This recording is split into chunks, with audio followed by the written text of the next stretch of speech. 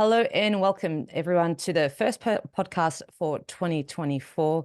My name is Julia Starr and I'm going to be interviewing Will Keller, who I've invited because I really feel to start off this year, we really got to start with the foundations if we want to obtain true freedom and understanding what the requirements are the requirements that are actually needed to have that in our lives manifest on the external and the internal. So let's get straight into it. Well, welcome to the show, and thank you so much for spending your time with me today.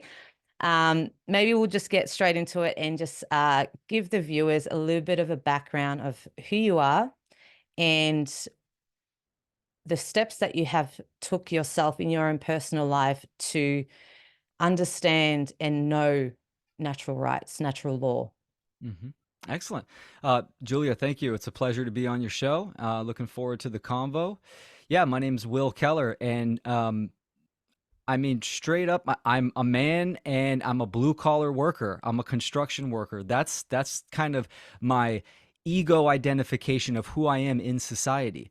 But I've always been someone that has had an attraction to the mystery of nature mainly. I was raised on a ranch, so that had a huge impact on me. And being in the music industry in my teenage years and my young youthful 20s and traveling around the world, that was great to experience and grow within myself. But ultimately, my journey began in some of my darkest times, darkest and greatest times, really, because it was right before I was getting ready to become a father, and I was winding down kind of from the prime of my music career, and I found myself in drug addiction. Why this was a blessing. It's a blessing because I took the necessary steps to transmute that time period, but it took me into my own personal purgatory, and it forced me to really look at myself on a deep psychological level. And from there, uh, understanding that the medical system and the government institutions, I've always had that understanding that they were always corrupt, um, illegitimate, null and void. So I didn't really seek that kind of support. I knew that the problem lied within me, in my own psyche. So that really set me on a journey for many years after recovering and healing myself from drug addiction. And then the journey just kept going. I quickly found myself from what you would consider new age spirituality, consciousness, psychology, which was really great, but quickly pivoted into the occult traditions and occultism.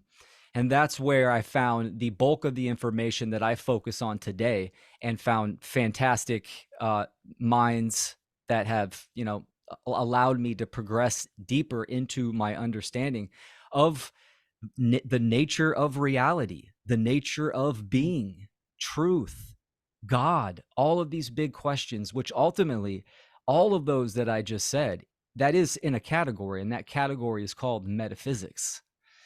So that's kind of where I dove in. My journey kind of began into the metaphysical realm and occultism, and it's just been flowering ever since then. And to me, in my honest opinion, this journey does not stop.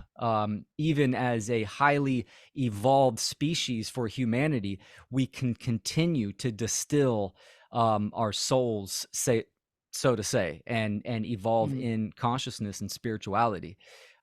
So it's been a fantastic journey. And then at some point, when you have a grasp and an understanding of what's going on in the world, it's one thing to kind of to look at the inner workings and the mechanics, the metaphysical mechanics of how nature, ourselves, operate, but to apply it to the world on what's going on, on a local and global stage, then that's a game changer. And you really have to get a grasp of the root of the problem and have a correct diagnosis. And at that time, having the moral obligation to be a public speaker, come out and speak the truth, weighed heavy on my mind, my heart, Mm. and my spirit. So I had to activate at some point. I've been public for about 5 years, doing public speaking, presentations, and interviews. And I'm committed to it being a lifelong journey. That's beautiful. I absolutely love that. I relate to your story, like pretty much most of it. I also came from the music industry. Um, Alcoholism was in my past. Um, I was wrapped up in a cult, and that internal work is where, if you don't understand that truth is something that you have to your perception has to be aligned with truth, and you have to dig deep and deprogram yourself essentially with all this false information that's been imposed on us through the dark occultists and their understanding of natural law, because they do understand natural law, and Hmm. they know how it operates in within the universe. And these are laws that we are bound by. All human beings are bound by. And so when you don't understand that, and like I didn't, very right brain imbalance, also in the new age, uh, just a slave, I had a slave mentality. And when I started my own deprogramming process as well, I felt like I had this moral obligation to do the same thing that you're doing. And I have looked at your presentations, and I've also checked out your interview with Mark Passio. And I came across natural law a few years ago, but I was so not even in that. I wasn't ready to share it because I don't think I had done the work yet. I don't know if that's. It was Mm. way over my head. It's a lot to take in, because Mm. you're really coming to a term within yourself about how much you do not know about who you are, and that's a scary process. And a lot of people in our existence on the face of this planet will never go through their lives and face what's going on within them. And has that been something that you've seen a lot of throughout your work? Oh yeah. No, you bring up excellent points. When somebody, well, first, the amount of negative knowledge that humanity is in, including myself and, most of the truth seekers that come across this type of information. And this is why, drug addiction, it's a, this is a common theme in what you would call truth seekers, right? Once you have a grasp on what's going on, and even before attaining the information, I think intuitively we know that something's not right with the world, and that lack of knowledge of ourselves, you can easily fall into the pitfalls of something like addiction. But once pulling yourself out of that and facing the amount of knowledge that you can take in and how far we are down into negative knowledge. When I say negative knowledge, I'm talking about that truth has been inverted. So the negative knowledge, it's really deception, right? Yeah. Up is down, down is up. And like you said, the process of deprogramming oneself and unlearning, this is a extremely difficult process for a lot of people, because you really have to go deep into your own psyche, your childhood, your conditioning and programming. You literally have to look yourself in the mirror and be brutally honest. And this is a long, long process. It takes, a lot of courage to do that, and a lot of honesty and care. And you Mm. do that on a consistent level. There is no, I feel like there's stages of deprogramming for sure, but the shadow work, it's really just self-observation and self-synthesis. So this is a continual process. Just as, someone that is quote unquote awake and aware, you could still pick up bad habits, so you need to Mm. observe your behavior. Um, so yeah, all these threads are very common. Understanding what natural law is. Natural law applies to everything, anytime, anywhere. It's a huge, monstrous category. Yeah. It's fantastic. I love it. You can apply natural law, which is the laws of nature, to every aspect of your life and your day-to-day, functions and operations. The key is applying it to what's going on in the world. And this is where someone like Mark Passio, the beautiful soul that he is, how his work is so prolific, because he took this deep knowledge and information and applied it to the world. And that is what is important. The study of natural law is definitely eternal, for sure. And it's also the most occulted information on this planet for a reason.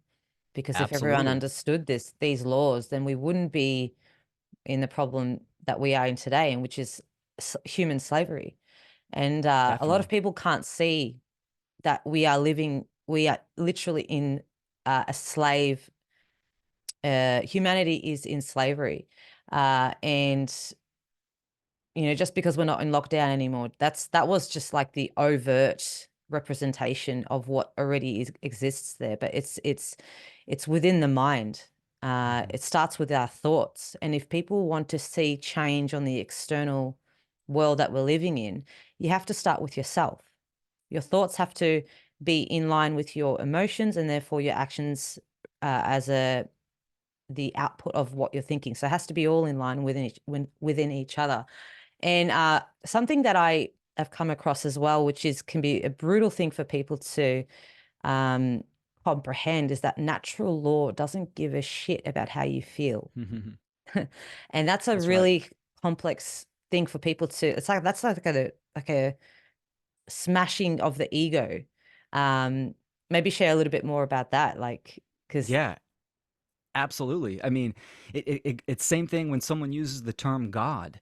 See, we've anthropomorphized this word God as an actual human in the sky.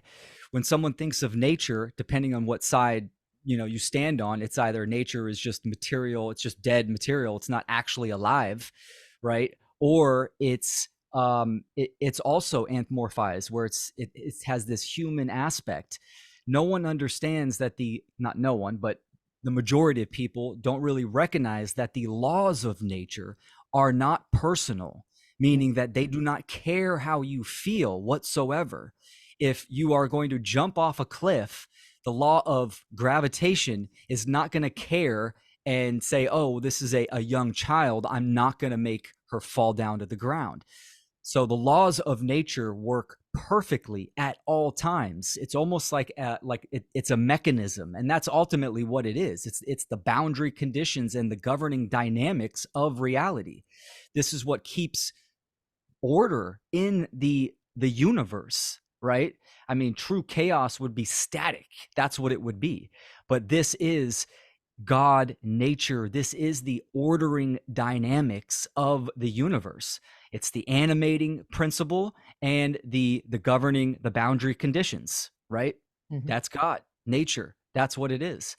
It's running through all of us, and natural law applies to all of us. It's really one and the same, but we can talk about it as almost separate, just on a descriptive basis. But it works as one system. mhm, And it's I do feel that there is what you could call a divine intention. This is not personal or relative to someone's feelings, opinions, or beliefs. What I mean by that is that consciousness by its nature wants to push forward, wants to evolve, wants to expand. This is what it does. Now, of course, there is that force of involution, that force of entropy that wants to restrict, because you have those two. This is what makes a good cohesion together. And this is also, the law of correspondence, the law of polarity. So we can look at the natural law principles. Ultimately, it's one system that governs everything, and it applies to human beings in a certain way. And this is what the causal factor of bringing us the consequences of our actions, behaviors, of our thoughts, emotions, and actions. So this is how we can understand the effects of natural law. It's ultimately a big mirror, mm, and it's definitely not personal. So, and that mm. can be hard for a lot of people to understand. Yeah, 100%. And before we go further into the principles, I really want to sort of highlight some of the schisms that occur in the brain of someone that has been programmed and indoctrinated, because we've got that. Um, it's not a, how am I supposed to say it? Yeah, you got the left brain imbalance and the right brain imbalance, which also creates the worldview of how someone thinks about the reality, or even a belief system of the reality that we're living in. So if someone's listening to this and completely disagreeing with what we're saying, what could be an example of a certain type of mindset that they may be experiencing within themselves that they may not be aware of? Mm. Yeah, no, that's great. This is, polarization. And ultimately, there's two types of worldviews that kind of dominate the world. One's a little more dominant. You have the deterministic component, where someone like an atheist thinks that the universe is strictly mechanized and also material, meaning it's just physical matter. So matter is prime. So when you talk about the metaphysical, which this is the unseen forces, right? We cannot see them in the visible spectrum of our, of our sight. It's unseen.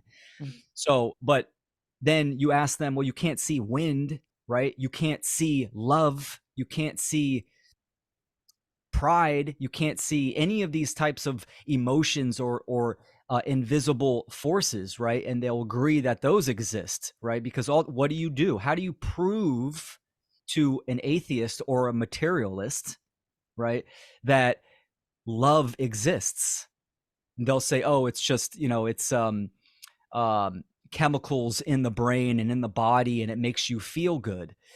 Well, that's an effect, but that's not the cause, right? So to prove that I love my daughter, you see the effects of my actions and my behaviors on how I interact with her, right? When you see that. So understanding the unseen and the metaphysical is extremely hard for someone that's a left brain dominant, that's extremely analytical, and that is a materialist. Mhm. So getting down to the metaphysical level and understanding the cause, you have to really start from the beginning. You have to have a good grasp of nature, right? Nature is not man-made, and showing them the correspondences, the correlations in nature is something that a left brain person can kind of grasp a little better. Mhm. But an atheist mindset that's dominated in that left brain, that is extremely deep and rigid and calcified Mm. because there is no life or supreme consciousness in the universe, right? Or even human beings, right? I mean, it's just an awareness. Everything is just flesh and chemicals. So reaching them is extremely difficult. On the other hand, someone that's in a right brain polarization where um, actually I had those confused. The left brain is the random component, where everything, you have the big bang, everything is random, um, random coincidences, Mhm. etc. The Mhm. right brain is the deterministic polarization, and Yeah. this is where you would see the religionist fundamentalists, right, where the cultural religions, God has, mainly the Abrahamic religions, God determines everything. So that removes free will, and that also removes accountability and responsibility. Mm. So they don't want to see that there is a supreme governing laws in nature. When you're talking to someone that's in a deterministic mindset, like from the cultural religions, it's very dogmatic. So, and it's also very much based in the emotions as well. Mm. So getting them to look and analyze and have logic and reason and look at nature and nature's laws, the causes and effects, can be difficult with someone that is purely reactive and not focused in that logic and reason and responding to this type of material. So it's a hard task. Mm. Where do you insert one's own strategy? This is where I think authenticity comes in as far as an individual, right? Yeah. It really depends on what you focused in and your comprehension of knowledge. So I'm very much I'm an animist, so I focus on the forces and the metaphysical realms in nature. And again, this can be difficult for either side of the polarization. So this is, part of the great work task. And like you said earlier, it's important to say again about unlearning our programming and conditioning. And this is why the schooling system is just, has such a grip on the minds, because it has encapsulated those minds in the most important years of a young being's life, a young human's life, and that's the formative years. So it lays down all the principles and the foundations for someone that really lacks that cognitive reasoning of logic and reason. And for me, like coming out of all these years of education, I feel like I've had to relearn everything from scratch, and it's really overwhelming. And like when you were talking about the right brain imbalance, I want to sort of just point out as well, because for me, I had this thing occur that my emotions dictated my reality. I was Mm. governed by them. I actually believed that that was the truth. And that's a really dangerous place to be in, because um, if your emotions are, if they've come from a traumatic response in your life, childhood or ancestral trauma, even, you don't even, like, they might not even be yours. And so to have heaps of people walking around, and believing that truth is based on how they feel, then, that's a quite a dangerous way to perceive the world. Oh yeah, absolutely. And this is where a lot of people are at on both sides of the Mm. polarization, very much rooted in their emotions. This is, solipsism and relativism go hand in hand, because it's me, me, me. It's all about how I feel. It's all about my emotions. And this is exactly where the social engineers want people to be at. Because number one, someone won't care about anything greater and outside of themselves in alignment with truth, meaning freedom, rights, morality, doing the right thing. That's something outside of us that has to do with all of us, and obviously extremely important, right? And the inverse of that is, we could see in the pandemic, right, is do it for the greater good. So they take these terms that could have valor under the right context, but they invert everything. This is one of the social engineers' main principles. It's the inversion principle, flipping everything up on its head and using it and weaponizing it, using it as a tactic. um, but being, like you said, these triggers, this is ultimately, part of the internal work is observing your triggers and what made you act that way in certain situations and certain information. How many times have someone brought a piece of evidence to a family member or friend, and they get extremely triggered and they completely shut you out? Sometimes they won't talk to you again because it just it hits them in the soul. I think that's kind of a dual response. One, it is their programming and conditioning, and Yep. like you said, ancestral trauma. It's programs being played out. The Agent Smith effect, due to the programming and conditioning, and it's also their soul is kind of freaked out because of the lack of work and progress that someone has done, and they're not ready for that. I think what people call NPCs and normies, I don't really use these terms, but what that really is, it's an immature soul.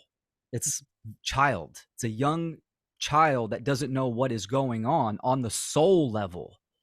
And this is what you can come across in some dark occult and the Gnostic teachings as the soul farm, right? That we keep reincarnating here, and the social engineers are influencing this as as like a farm, Mhm. that so they can feed off the loosh, our life force energy, etc.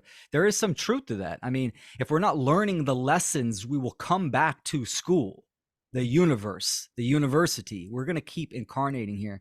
So a lot of people on this planet are immature souls. And hitting them with truth, it strikes their programming and conditioning, which you get the emotional reaction, and also it alarm bells in their soul, like, hey, time to do the work, shake them up, and that freaks them out as well. This is why I think some people, they shut out people for life sometimes. Yeah, they So do. Yeah. And I've definitely been in that position myself. And it's to say, I was wrong about yeah. something, that's that's a direct hit to the pride and the ego. So what I find funny as well is that there a lot of the a lot of people that have any sort of brain imbalance, they don't believe in like a universal consciousness, that sort of solipsistic worldview, but yet they believe in karma. And Mm-hmm. it's really funny because, like, how can you believe in karma? Because karma is actually a consequence of an action, cause and effect, which is one of the principles of natural law. So it's like Yes. they're completely contradicting themselves. It's very Yeah, funny. 100%. No, that's a great point. And knowing what you just said, this is a huge advantage to teaching the one great work and trying to teach natural law, because ultimately the conversations that we're going to have with people, it's really philosophical conversations, right? We're getting down to that causal level. We're having this dialogue that we need to kind of understand the Socratic method and kind of what to say. So our comprehension is extremely important. So exactly what you said, I have dealt with this many, many times. Mm, Karma, even the word karma, the etymology, it means action.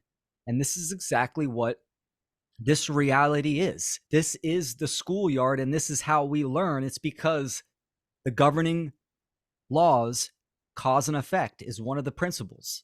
mm. I mean, this is what it is. Like I was saying, it's a mirror. So every cause has an effect. Every effect has a cause, and it's very funny. So when you're talking to someone and you bring up and they say they believe in karma, um, so what you do, you've got them stumped, and it's not about, oh, I got you now. It's about working through that. So you continue on that line of reasoning and conversations. And they're it's tricky. It is tricky for sure. But it's having those conversations where we start to make change, because not everyone's Yes. going to be getting on a camera and doing a podcast, which I sort of understand. But there are a lot of people out there amongst communities that are taking a lot of initiative in having conversations with other people. But it's having the right knowledge to begin with, in order to build the reality. So actually, maybe that's a good way to segue into what is reality, Mm. and maybe talk a little bit about the trivium as well. Yeah, excellent. Yeah, reality. Reality is the the experience dictated by the laws of nature, based in truth. Reality, the definition of reality means that it is factual. It means that it has manifested and it is truth, right? So reality is governed by natural law, by the laws of nature that bring us the consequences. And this forms our reality. Um, the relativists, obviously, there's a huge push in this, even getting into, the quantum arena of folks, that reality is relative and it's all about your perception. Absolutely not. We are living in a universe, a one song, a one verse, a one reality, and we are sharing this reality. So we are co-creators, and we're having our own individual experiences in an objective reality. Mhm. So the reason why it's objective is because of the laws of nature. This is how we are on a platform having a conversation, and you know who you're talking to, and I know who I'm talking to. Or a better example would be two people crossing the railroad. one person says, hey, there's a train coming, and the other person says, I don't believe in trains, and keeps walking and gets plowed by the train. So Yeah. it's a crude, simple analogy, but yet when someone says, oh, we're each having our own realities, that needs to be questioned, because it can easily be debunked. And that's part of what we were talking about earlier, solipsism and egotism. So understanding reality and understanding that most people understand the physical laws. I mean, we learn this in public school and government schooling and indoctrination, right? No one denies thermodynamics, gravitation, magnetism, right? We understand that these laws are there, but yet we see the effects of them. We don't actually see these forces in the work. We see thermodynamics when we see heat, gravitation when something falls, magnetism in the effect of a magnet itself. So we understand that there are laws. These are also called fixed principles if you're talking to like a modern academic scientist. They'll say, oh, it's the fixed principles of nature, of reality. It's the same thing. They are laws, and that's the definition of a law, which is an unchanging governing condition or dynamic. Mm-hmm. And this is what has been occulted, is that the metaphysical laws, most people aren't aware of these, and they have an effect on everything we do, on our mentation, our emotional stability, and our actions. And there is an effect to that, and that effect is that we're all influencing our environment on a day-to-day basis. And you can look at it as the energy that an individual is outputting and influencing. If you add all that up, now you have a collective, or the human species. Well, what's the condition of the human species? And this is where you can look at and you can see that, one, we are in bad shape. Humanity's not doing well. So if you run to a person that denies that, they are rigidly stuck in solipsism, because it's all about their life and they don't care about seeing a bigger picture, having that bigger accurate perception of what's going on in the world, or even in your local communities, or your state, your province, your country, etc. It's all the same around the world. Ultimately, when you reduce it down, there's a control structure. And this control structure is claiming authority over human beings. So that's what's going on in reality. And, we could touch on why that is. And obviously, what we've been talking about, it's due to lack of knowledge of how reality operates, and how do we manifest in the human species, the collective, how do we manifest the condition that we are in? And that is because we do not understand the governing dynamics, natural law. So and even what you were saying about the complete ego worship of a solipsist, one of the lost principles is the principle of care. They just do not care about anything that's going on around them. As long as they're getting their paycheck, they've got their comforts in their life, desires are being fulfilled on a materialistic level, they're fine, they're sweet. But when it comes to the suffering of others, it's there is no care, exactly. which is it's a heartbreaking place. And I was there myself, and I'm happy to admit it. And that's not that's we've all in some sort of way, if you're brought up on this planet, the majority of the time you're going to have to face those challenges within yourself because of the level of indoctrination that is imposed on us. That's right.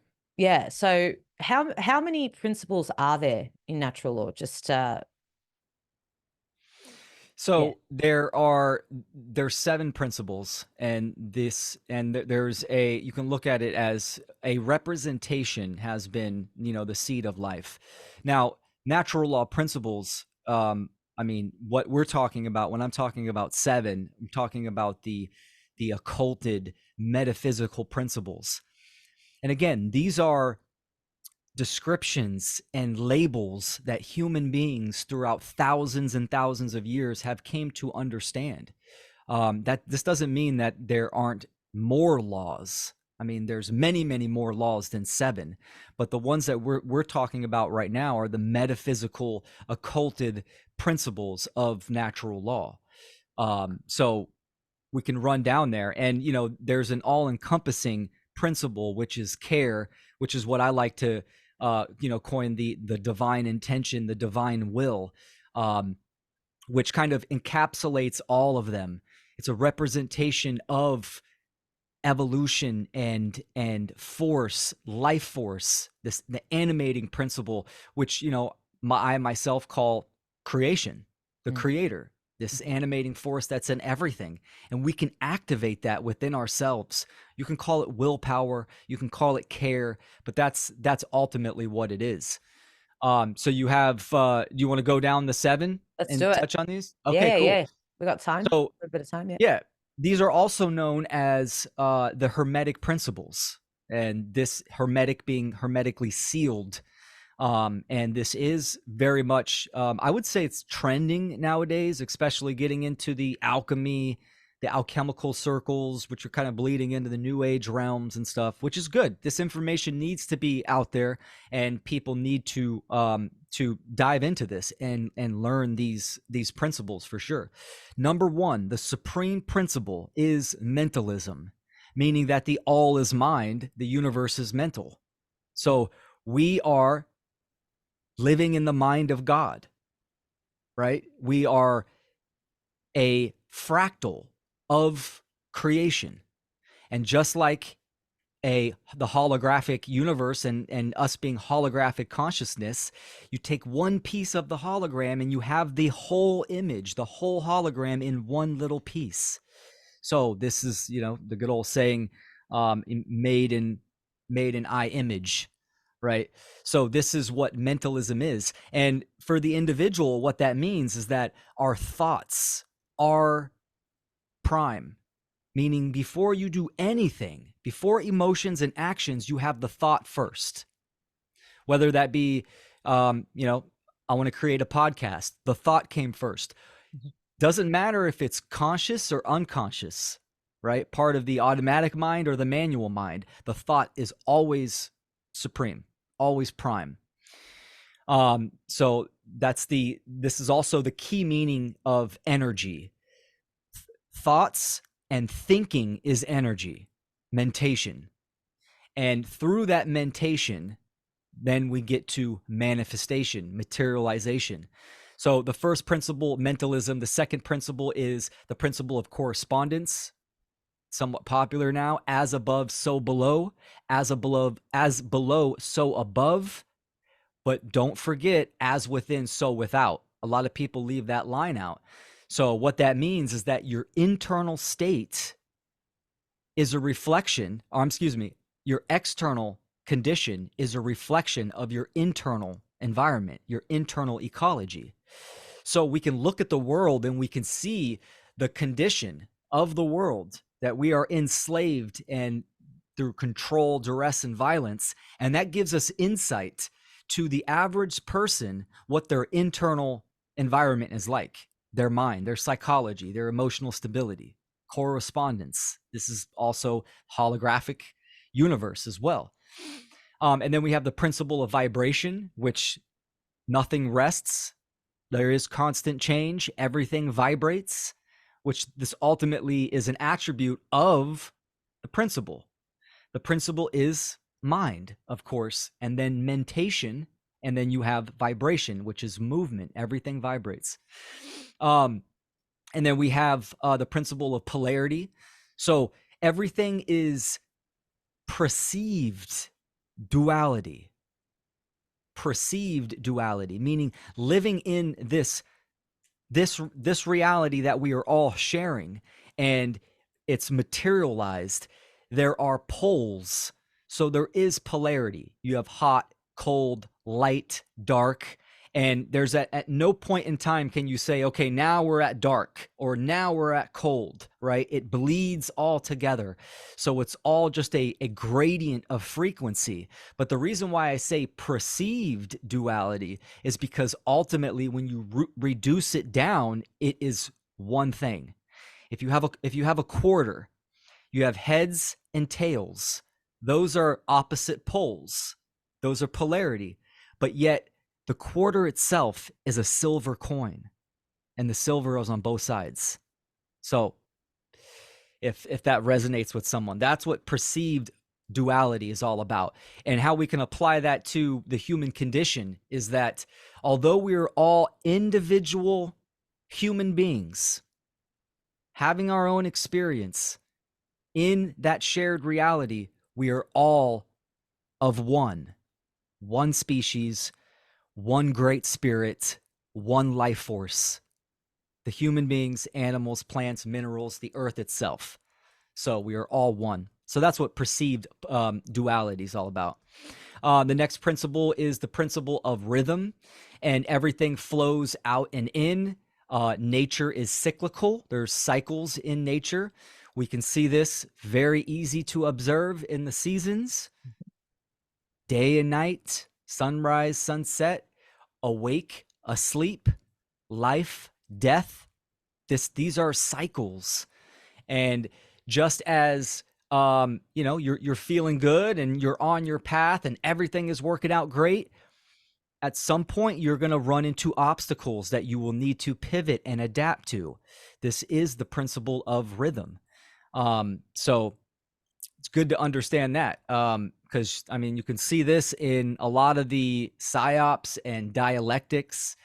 The social engineers like to implement false flags on certain time periods of the year. They understand rhythm. They understand spring is a time for new beginnings, and they would like to do a new type of false flag. This is known as May Day and the season of sacrifice. Consciousness goes through rhythms as well on the macro and the micro, meaning our thought patterns have a cycle, and the energies, the greater energies coming in, also known as the ages, have an impact and an effect on our consciousness and our mentalism. So the next principle is the principle of cause and effect. Every cause has its effect. Every effect has its cause, which is, we've talked a lot about that. Obviously, what you do in this world, your thoughts will have an effect and affect your behavior. Your behavior will have an effect and influence and affect your environment. And this is how we get the human condition, through our thoughts, emotions, and actions. Cause by what we think, and affect the result of our thought process, our mentation. So, and then the last one is the principle of gender, which gender is in everything. Everything has its masculine and feminine characteristics, qualities, energetic attributes. Now, in all the occult teachings, this is caveated. A couple things. One, gender is in everything. In the manifested reality, it manifests as male or female. We can see this in human beings. We can see this in animals. We can see this in plants as well. So it does not mean that men can be women, women can be men. That's not what it means. What mainly the principle of gender is talking about, it's talking about mental energies, that we each have a masculine and feminine characteristics in our psychology. This is also symbolized in the left and right hemisphere, right? The left being masculine, the right being feminine. A good visual aid is the Taoist symbol, the yin and yang, right?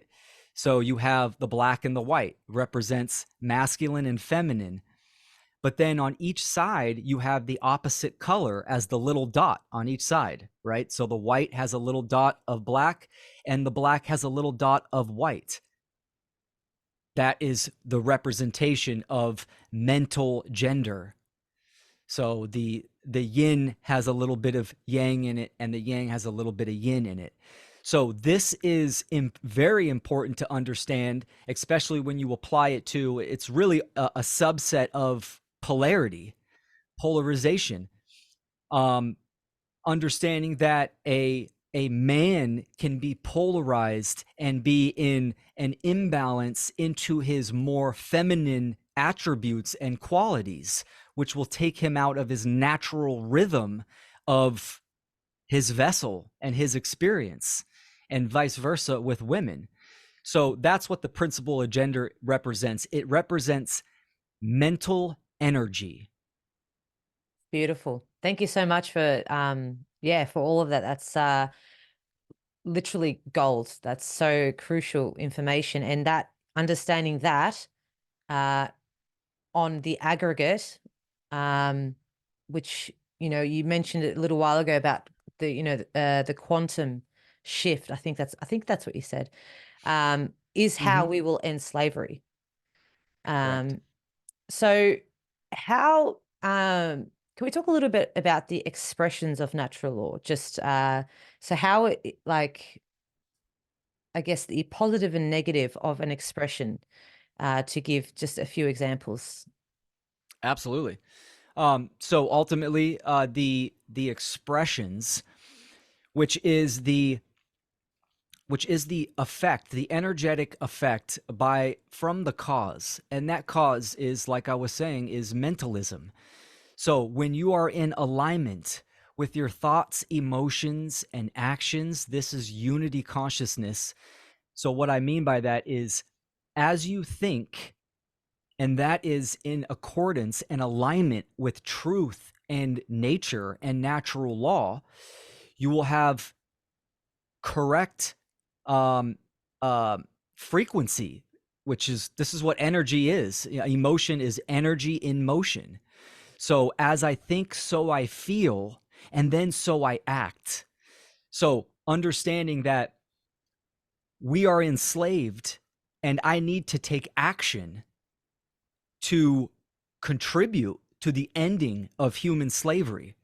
I have that thought, that emotion is love, is care, because it is aligned with truth and it is right. It's right, the right thing to do. And then I act on that. I act on my thoughts and emotions. When someone is in an imbalance and not in unity consciousness, as they think, so they feel, and so they act. It's in the inverse, meaning they understand that we are enslaved and they need to do something about it.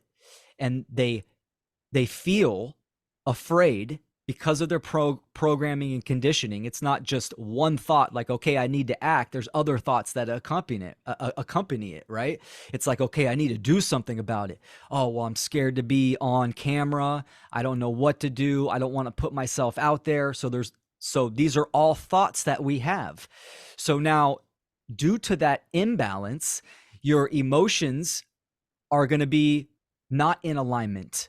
So the expression of fear is predominant, and then the actions that you take will be lack thereof, which will not be right action. You will not act, or you will do something else to numb the progress or what you want to do. So I'm hoping I'm explaining that 100%. in a clear, consistent way. And there's categories that we can go down as well. It's really cause and effect, right? So like ignorance begates slavery ultimately, right? Because a population that is ignorant to natural rights will ultimately lose their rights and become enslaved. So it's a cause and effect. And the ignorance, fear, enslavement, knowledge, love, right action, and freedom. So we can you can see this is the unity consciousness, and it plays out in many forms. But it's good to know. And you can understand these expressions by understanding the natural law principles and observing yourself and applying the principles to oneself. I mean, it's Mm, almost like separate categories. First, you need to understand what they are, and then you need to understand how it applies to yourself and nature, the external world, and then how it applies to the governing dynamics of the human condition. mm, So there's multiple categories. I teach the natural law principles to my daughter and to other children by actually showing them examples in nature and within themselves so they can recognize that. That's beautifully said. And, love is an expansive consciousness, and fear, it's contracting. And I really would like to talk about the freedom movement, or the community in the freedom movement, because I've noticed, and I haven't spoken out about it through my own fear, which is, of being judged. And that's one of my hurdles that I've had to overcome. But a lot of the time, majority of people that I see in the freedom community are wanting freedom and truth, yet their actions are not being represented in that, what they want. And an example of that is, for example, voting, going into Hmm. politics. And that is actually, you're actually doing harm to another human being by imposing a so-called master to govern them. And I think that's a really crucial uh, element that is missed and not thought about, because people think that we still need this system, but it's all built from slavery. And the idea that we are not capable of creating something completely different is the exact limiting belief system, that we are not smart enough or creative enough to do this on our own, because we've been trained to believe that we are not powerful.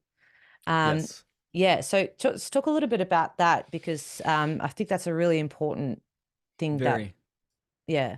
very important. And this is probably one of the biggest kind of roadblocks that I come into when, kind of analyzing the quote unquote freedom and truth movement, um, meaning that they say they want freedom.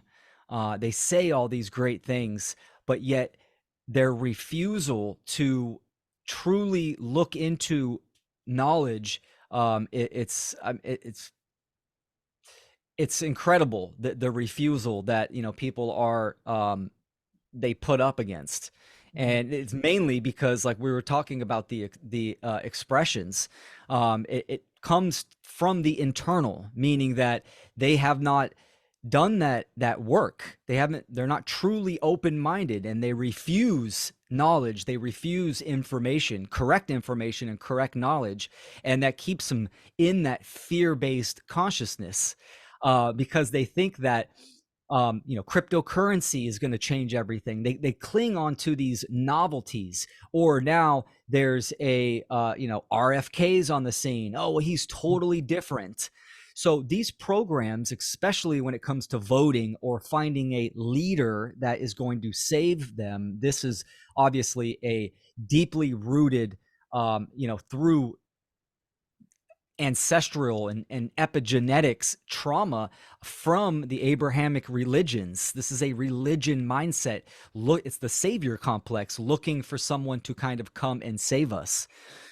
When you talk to someone and they say, okay, we just got to get this person in office and it will change, they have such a narrow bandwidth. One, they don't understand patterns in history, and they can see that never works. And B, the most important really is the moral aspect, meaning that those systems don't have a right to exist whatsoever on truth. But they won't look. So the refusal of truth is what keeps them into that fear-based consciousness, which will keep us enslaved inevitably, for sure, by law. So this is our work to do, right? And I believe authenticity, trying to reach a certain group of people, or try to reach one person, it's not as effective. What is effective is doing the internal work, meaning understanding natural law, understanding objective morality and objective truth, and doing that work inside yourself so you can align your thoughts, emotions, and actions, and you focus on your work itself.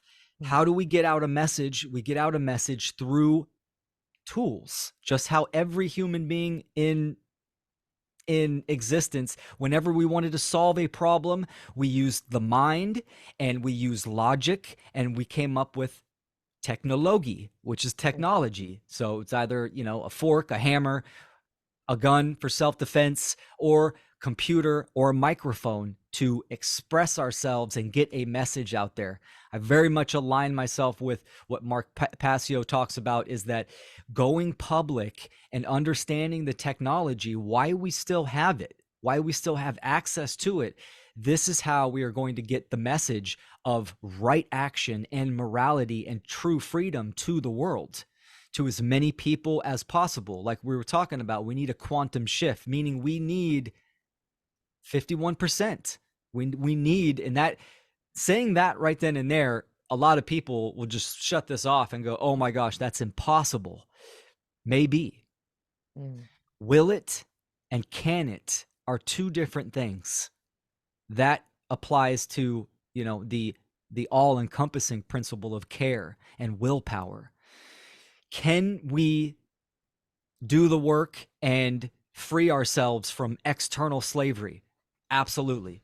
Will we do that? It's up to individuals. And Yeah. it's up to individuals to have that compassion, that love, and that care for truth and for doing the right thing.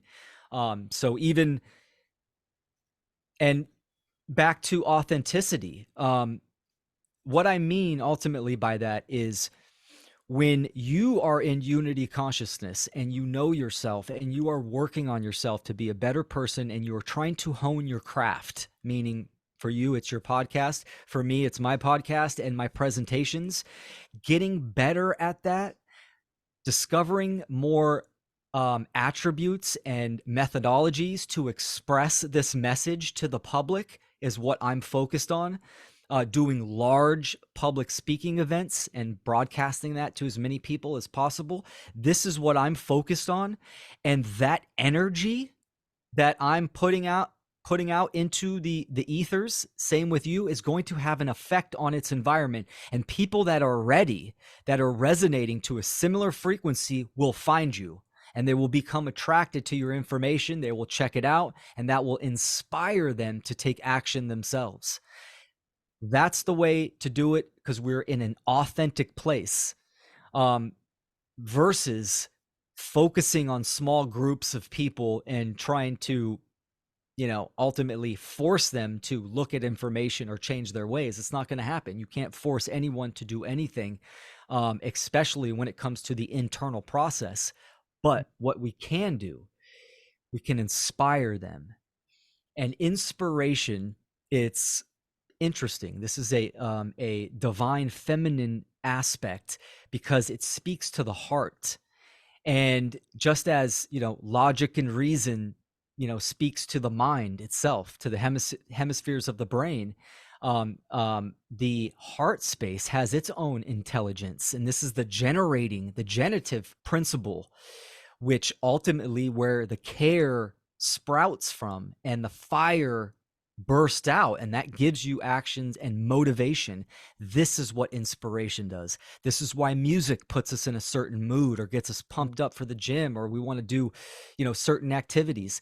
Art, we read a book, has an influence on us. So ultimately, we are influencers, just like the social engineers are. The social engineers are influencers for death, destruction, and enslavement.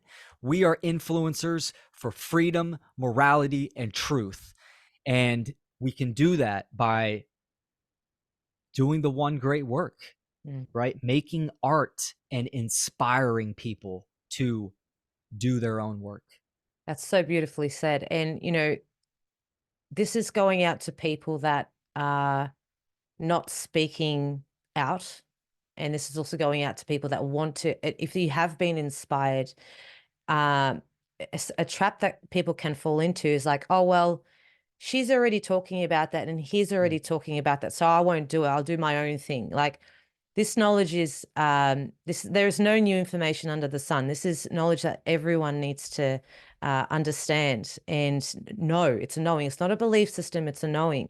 And Correct. if you think about the dark occultists, they're using their voice 24/7 globally, all the time. You just turn the TV on. It's right there. It's embedded within our social media, TV shows.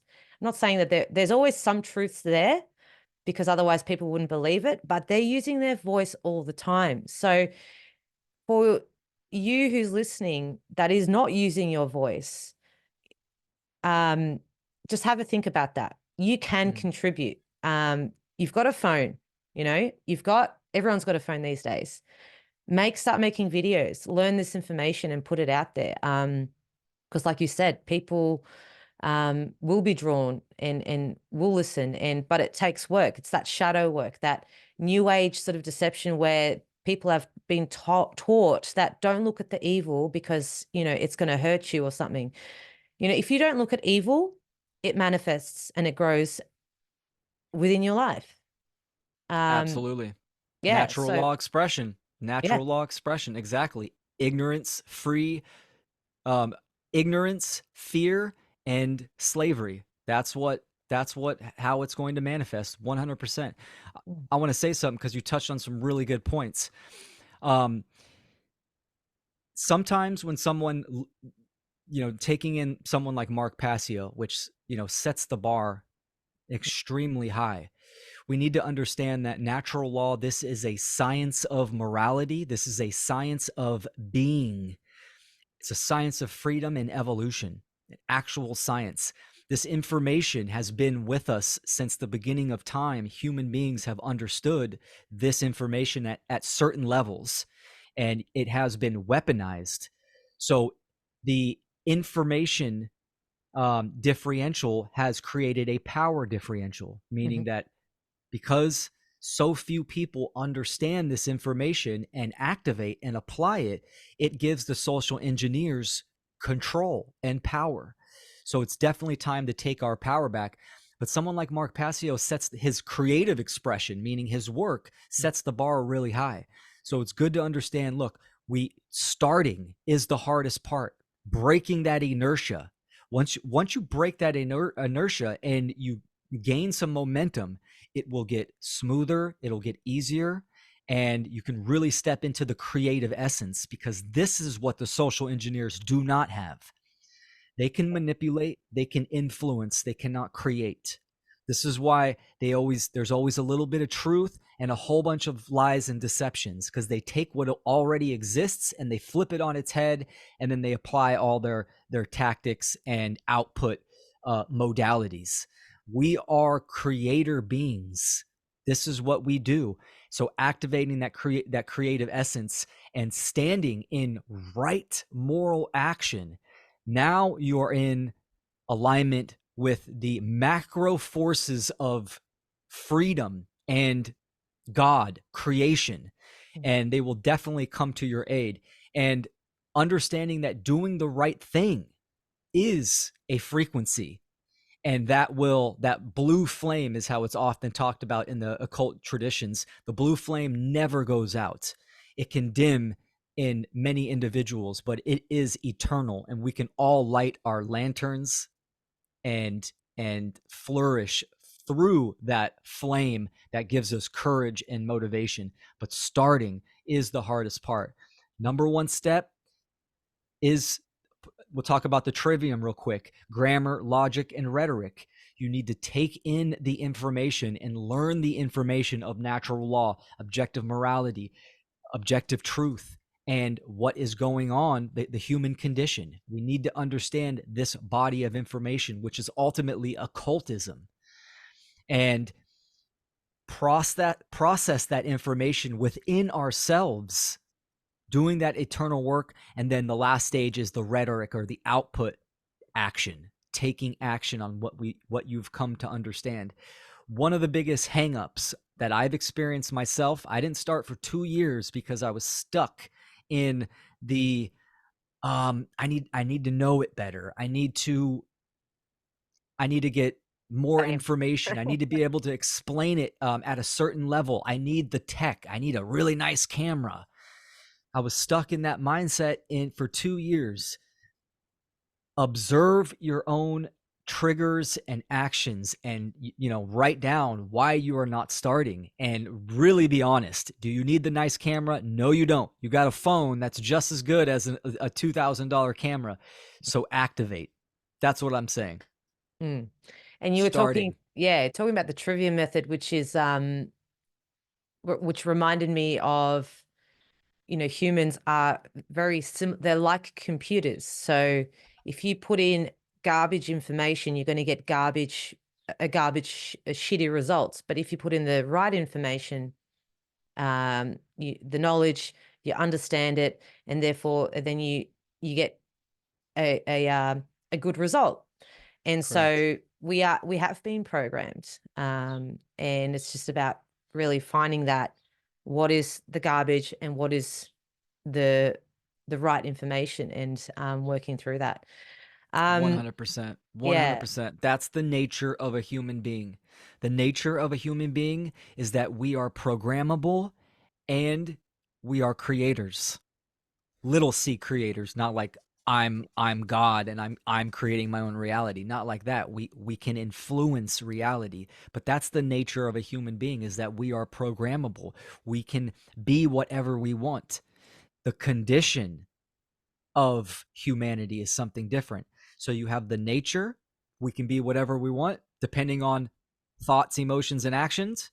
So depending on, like what you said, good, high quality information and knowledge, high quality output, action, garbage in, garbage out.